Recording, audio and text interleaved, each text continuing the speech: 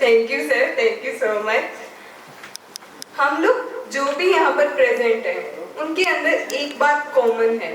वो कॉमन बात ये है कि जो भी हम लोगों ने अब तक यहाँ पर हम बैठे हैं, हमने कुछ ना कुछ किया है। हम लोगों ने स्ट्रगल किया है अपनी लाइफ में, छोटा हो या बड़ा, ताकि हम इस लेवल पर पहुँच पाए। ऐसा है ना?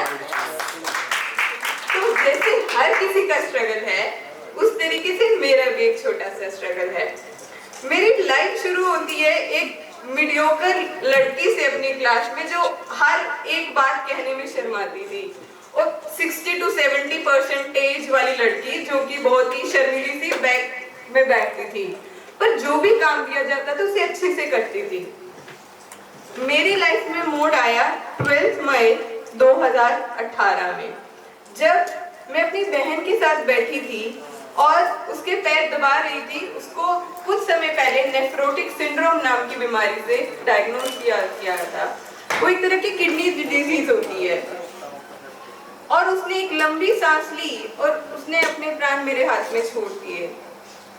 मैं उस समय 21 साल की थी और मुझे नहीं समझ आया ये क्या हुआ मेरे साथ। मेरी मम्मा बहुत बुरी तरह से टूट गए, पापा बुरी तरह से टूट गए, भाई छोटा था 11th क्लास के अंदर।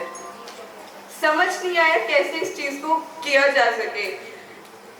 रिश्तेदार चले गए, जो भी सेरेमनी हुई, जो भी होता है, उसके बाद ये रियलाइज किया कि लाइफ जो है, हम लोग सिर्फ सांस ले रहे हैं पर जी नहीं रहे, और लाइफ ऐसे नहीं रुकती। एक डिसीजन लिया बड़ा सोचने के बाद कि इन चीजों को अब ठीक करने का समय आ गया।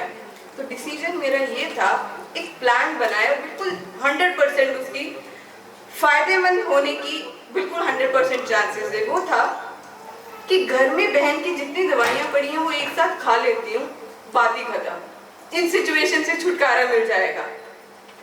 मम्मा पापा घर पे कोई नहीं था, उठाई हाथ में, पर एक बात मन में आई, क्या स्मृति, भगवान जी ने आपको जन्म इसलिए दिया था कि आप अपनी लाइफ को ऐसे खत्म कर दो?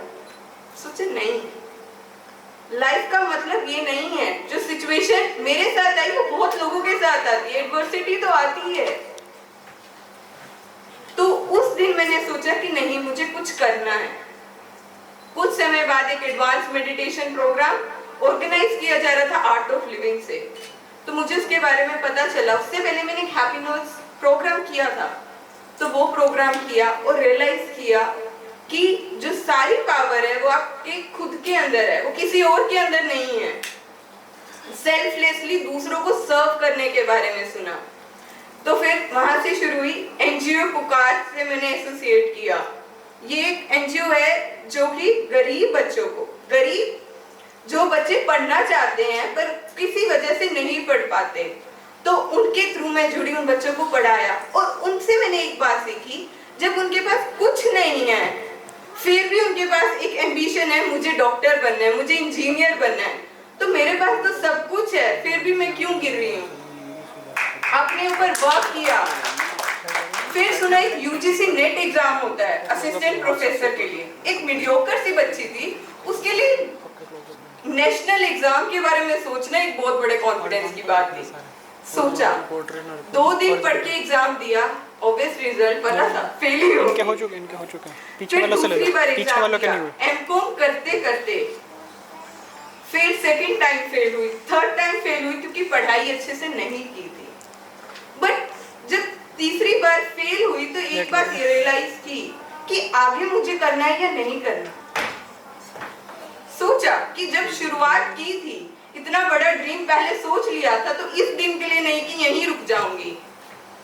शुरू किया, उसके लिए पढ़ना शुरू किया, बिल्कुल अपना 100% दिया। फिर लाइफ में एक और ट्विस्ट आता है, वो क्या था? कोरोना। जैसे जैसे कोरोना इतना ज्यादा भयंकर रूप से बढ़ता गया, जो एग्जाम की डेट है वो पोस्टपोन होती गई। रियलाइज किया कि पढ़ना चाहिए या नहीं, या छोड़ देना चाहिए। फिर मेरे सर ने एक बात कही थी कि आपको कंसिस्टेंटली ही करके कुछ मिलेगा। अगर जो आप यही हार बैठ के रुक जाओगे तो आप कुछ नहीं अचीव कर सकते। तो उस कोरोना टाइमिंग्स में फैमिली के साथ टाइम स्पेंड करते हुए मैंने अपनी स्टडीज को 100% दिया। और लकीली 17 अक्टूबर 2020 में एग्जाम कंडक्ट हुआ और 1 दिसंबर को 2020 में वो एग्जाम का रिजल्ट आया और मैंने पास किया उसको 97.3% आए, तो जीरो, सच में बिल्कुल जीरो से। और फिर रियलाइज किया क्या सिर्फ एग्जाम पास करके मैं इतनी एलिजिबल हो गई कि मैं बच्चों को पढ़ा सकूं। मैं तो इंट्रोवर्ट पर्सन हूँ जिसको बोलने में भी शर्म आती है दूसरे के सामने। अगर जब अपने माँ बाप को भी कोई बात कहेंगे तो मैं 2 बार सोचती हूँ, तो मैं बच्चों को कैसे कन्विंस कर पाऊंगी। तो 2021 के अंदर मैंने अपने ऊपर काम किया एक बार फिर, इस टाइम एकेडमिक्स पर ना काम करते हुए सॉफ्ट स्किल लर्न करने में। मैंने पब्लिक स्पीकिंग का कोर्स किया, मैंने स्टोरी टेलिंग का कोर्स किया, मैंने एक्टिंग का कोर्स किया बॉम्बे से ऑनलाइन, मैंने माइंड मैपिंग का कोर्स किया। ये सब कोर्स करके जो कॉन्फिडेंस अब आया कि यस अब मैं कैपेबल हूँ। और फिर एक और चीज रियलाइज की कि बचपन में मम्मा ने धक्के से योगा सिखाया था, तो आज टाइम है शायद इसको भी इम्प्रूव किया जा सके। फेस योगा सीखा और योगा के अंदर छोटे छोटे कोर्सेज किए और फिर खुद शुरू किया एक योगा फॉर लाइफ, एक छोटी सी ऑनलाइन प्लेटफॉर्म जिसके अंदर मैं योगा और मेडिटेशन सिखाती हूँ। अब मेरे पास लोग हैं जो मलेशिया से मुझसे योगा सीखते हैं, बैंगलोर से, अलग अलग डिफरेंट पार्ट से जो कंट्री हमारी इंडिया के अंदर हैं, अरुणाचल प्रदेश से, हैदराबाद से। और ये सब शुरू हो पाया क्योंकि मैंने अपने अंदर बिलीव किया और साथ साथ मेरे पापा, मम्मा और मेरा भाई जो हमारे साथ प्रेजेंट है, उन सब ने मेरा सपोर्ट किया कि जो भी मैं करना चाहती थी आउट ऑफ द बॉक्स, क्योंकि नॉर्मली ऐसा नहीं किया जाता, जो कि मैंने अलग अलग एरियाज में देखा कि मैं क्या कर सकती हूँ। तो मैं सबसे यही कहना चाहूंगी, हर किसी के पास वो डार्क टाइम आता है, पर ये आपके ऊपर है, आप उस डार्कनेस से निकल के उस ब्राइटनेस को कैसे फैला सकते हो। तो सब पावर आपके पास है, सिर्फ आपको अपनी पावर रियलाइज करने की जरूरत है।